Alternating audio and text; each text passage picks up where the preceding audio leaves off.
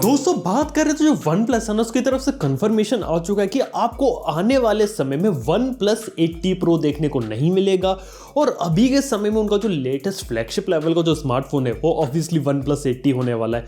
लेकिन आखिर ऐसा है क्योंकि आपको वन प्लस 80 प्रो देखने को नहीं मिल रहा, क्योंकि पिछले साल 70 प्रो भी देखने को मिला था।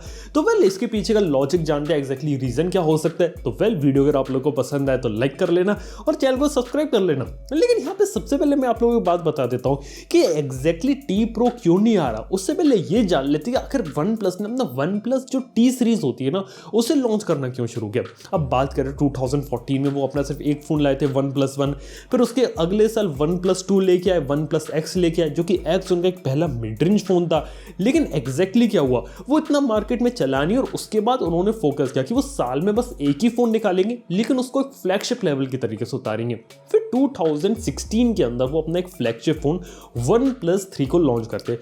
काफी अच्छा फोन होता है, काफी हिट फोन साबित होता है, लेकिन वो जो फोन है ना उसे जून के महीने में रिलीज किया जाता है। अब आप लोगों की मालूम है कि साल की शुरुआत में एक अलग फोन्स आते हैं और जब साल खत्म होने वाला होता है ना तो आपको अलग फोन्स लॉन्च होते हुए देखने को मिलते हैं। जैसे बात करें 2016 में ही गूगल पिक्सल की एंट्री हो गई, सैमसंग गैलेक्सी नोट भी आ जाता है, नए आईफोन्स भी आ जाते हैं। और जब इतने सारे नए नए अच्छे अच्छे फोन्स आपको मार्केट में देखने को मिलते हैं ना तो पुराने फोन के पीछे से जो लोगों का जो मन होता है ना वो थोड़ा उठने लगता है। लोग उन पुराने फोन्स को भूलने लगते हैं और जो लोग होते हैं ना वो हमेशा नई चीज के पीछे भागते हैं। ये डेफिनेटली एक ह्यूमन नेचर होता है, यानी कि पुरानी चीज आई अगर वो अच्छी है लेकिन अगर सामने को एक नई चीज दिख रही है ना तो लोग है ना एक नई चीज के पीछे ज्यादा अट्रैक्ट होते हैं। भले ही जो थोड़ी पुरानी चीज है ना वो कितनी भी वैल्यू फॉर मनी कितनी भी अच्छी ना हो, लोग हमेशा नई चीज के पीछे जाते हैं। और यही एक रीजन है कि साल की शुरुआत में मान लो कोई फोन लॉन्च हुआ तो साल के एंड होते होते जो उसकी जो सेल्स होते हैं वो बहुत ही कम हो जाती है। और डेफिनेटली वन प्लस एक नई कंपनी थी, उन्हें अपने मल्टीपल प्रोडक्ट्स लॉन्च करने थे। अब एक फोन चल के तो उनकी दाल गलने नहीं वाली थी, इसलिए उसके बाद वो वन प्लस 3T ले आते हैं। अब 3T देखा तो वन प्लस 3 को एक तरह से रीलॉन्च कर दिया लेकिन कुछ माइनर स्पेसिफिकेशन में चेंज कर दिए थे, जैसे कि प्रोसेसर अपग्रेड कर दिया, बैटरी अपग्रेड कर दी और थोड़ा सा प्राइस बढ़ा दिया। फिर ऐसी जो कहानी रहती है वन प्लस 5T में भी कंटिन्यू रहती है। 5T में भी माइनर डिफरेंस रहता है लेकिन 5T को रीलॉन्च किया जाता है थोड़े नए डिजाइन के साथ। ऐसे ही 660 के अंदर था, 60 के अंदर वो अंडर डिस्प्ले फिंगरप्रिंट्स के अंदर को इंट्रोड्यूस कर दिया। लास्ट ईयर 7 और 7T के अंदर भी यही हुआ था। 7 एक भी अच्छा फोन था, 7T की कीमत थोड़ी ज्यादा करके कैमरा में इंप्रूवमेंट कर दिया, डिस्प्ले में, बैटरी में, हर जगह माइनर इंप्रूवमेंट करके थोड़ी सी कीमत ज्यादा करके मार्केट में रीलॉन्च करते हैं। उसके बाद क्या रहता है कि जो लोगों का जो इंटरेस्ट होता है उस टी वाले वर्जन के ऊपर दोबारा से जाने लगता है और उनकी जो सेल्स है वो दोबारा से शुरू होने लगती है। लेकिन देखा जाए तो यहाँ पे कहानी तो उनकी ठीक ठाक चल रही थी, क्योंकि तब तक क्या होता था कि जो वन प्लस है ना बहुत ही लिमिटेड नंबर ऑफ फोन्स को रिलीज करती थी, या फिर मैं कहूँ लिमिटेड नंबर ऑफ प्रोडक्ट्स के अंदर थी। अब पिछले साल क्या होता है, वन प्लस है ना पहली बार अपनी प्रो लाइनअप में आते हैं और प्रो लाइनअप आने के बाद वो 50,000 से ऊपर के सेगमेंट में जाते हैं, जिससे वो डायरेक्टली देखा जाए तो थोड़े हाई एंड फ्लैगशिप फोन्स होते हैं ना, आईफोन हो गया, सैमसंग के फोन्स हो गए, Galaxy S series, note series हो गए, उनसे वो डायरेक्टली कंपीट करें। लेकिन 50,000 के ऊपर वाला प्राइस पॉइंट उन्होंने थोड़ा सा पकड़ रखा है कि जहां पे वो अपना फ्लैगशिप निकालेंगे। अब देखा जाए तो प्रो लेवल का उन्होंने फोन तो निकाल दिया, ऐसी 7 प्रो निकाला तो 7T प्रो भी निकाला। लेकिन आप लोगों की मालूम है कि 7 प्रो 7T प्रो में इतना बड़ा डिफरेंस था नहीं जब वो लॉन्च हुए थे, कुछ बड़ी चीजें नहीं थी। जैसे कि देखा जाए तो थोड़ी सी बड़ी बैटरी कर दी, स्नैपड्रैगन 855 का 855 प्लस कर दिया। और यही रीजन वन प्लस ने बताया कि वन प्लस का ये कहना था कि 8 प्रो ऑलरेडी एक अच्छा फोन, अगर 80 प्रो अगर हम ऑलरेडी बनाते तो उतना बड़ा कोई चेंज होता नहीं और ऑलमोस्ट वो सिमिलर फोन होता। ये बात समझ में भी आती कि एक फोन को रीलॉन्च करने का फायदा नहीं है। हालांकि देखा तो वन प्लस 8 और 8T में भी आपको कोई इतना बड़ा डिफरेंस देखने को मिल नहीं रहा, फिर भी उसे वो रीलॉन्च किया जा रहा है। मेनली 8 और 8T में डिजाइन का डिफरेंस है और बैटरी चार्जिंग की टेक्नोलॉजी का डिफरेंस है, जिसमें आपको 65 वॉट देखने को मिल रही है। तो शायद 65 वॉट को वो वन प्लस 8 प्रो के अंदर में इंट्रोड्यूस करके 80 प्रो कर देते और ज्यादा से ज्यादा एक पेरिस्कोप जूम वाला कैमरा होता है ना वो इंक्लूड कर देते। लेकिन डेफिनेटली अगर वो इतना सब करते ना तो फोन की कीमत 3-4 हजार रुपए ज्यादा हो जाती है और सैमसंग की टेरिटरी में आ जाते हैं। और ये सब देख के मेरे को लगता है कि जो वन प्लस है ना अब डायरेक्टली जो सैमसंग है ना उससे हाई एंड फ्लैगशिप में कंपीट करना नहीं चाहती, क्योंकि देखा जाए तो इस साल वन प्लस की की स्ट्रेटेजी बहुत ज़्यादा अलग है, वो बहुत मल्टीपल चीज़ों में जा रहे हैं। अगर हम एक तरह से देखें तो पहली बात तो वन प्लस ने अपने काफ़ी सस्ते सीरीज़ के टीवी निकाले, यू सीरीज़, वाई सीरीज़। इसके साथ ही अपकमिंग वन प्लस 80 के लॉन्च इवेंट में ना आपको मल्टीपल दूसरे प्रोडक्ट्स भी देखने को मिलेंगे। वन प्लस की वॉच देखने को मिलने वाली है, वन प्लस के ट्रू वायरलेस ईयरफोन्स भी देखने को मिलेंगे जिनकी कीमत मेरे को लग रहा है 3000 रुपये से भी कम हो सकती है। यहाँ तक कि वन प्लस का पावर बैंक और भी कुछ एसेसरीज देखने को मिलेंगे।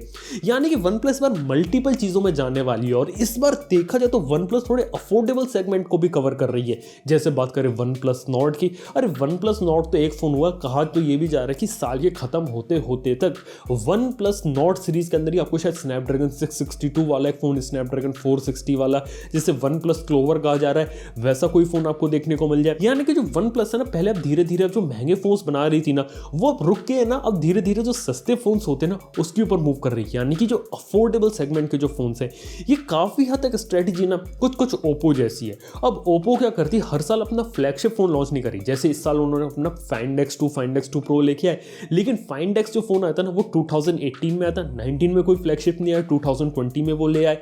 अब देखा जाए तो वो अपना फ्लैगशिप फ़ोन लेके आते दिखाने के लिए वो क्या टेक्नोलॉजी ब्रिंग कर सकते हैं, लेकिन मेन फोकस होता है उनका ऑफलाइन मार्केट के अंदर जो ऑफलाइन फोन्स बिकते हैं।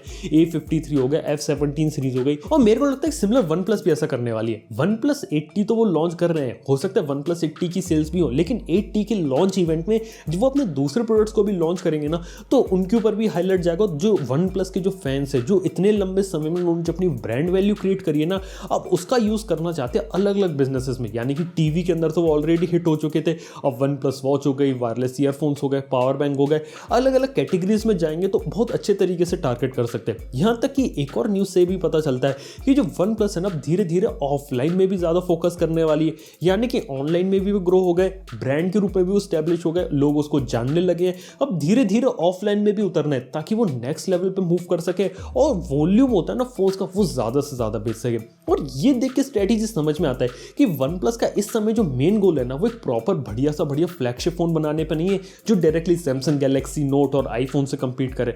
उनका इस बार जो मेन गोल है थोड़ा सा चेंज हो गया, वो है कि इस बार हम थोड़े से कम प्राइस में अपने फोन्स को उतारेंगे जिससे वो ज़्यादा से ज़्यादा मार्केट में कंपीट कर सके और डिफरेंट सेगमेंट्स में जा सकें।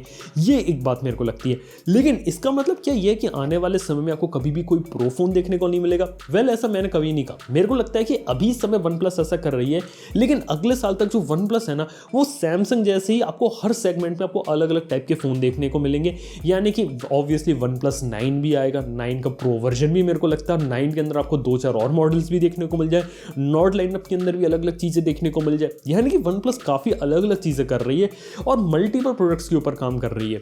तो ये देख के लगता है कि अब जहाँ हम एक्सपेक्टेशन करते थे ना कि आपको बहुत ही फ्लैगशिप लेवल की स्पेसिफिकेशन बहुत ही सस्ते में मिले, वो चीज़ नहीं होने वाली।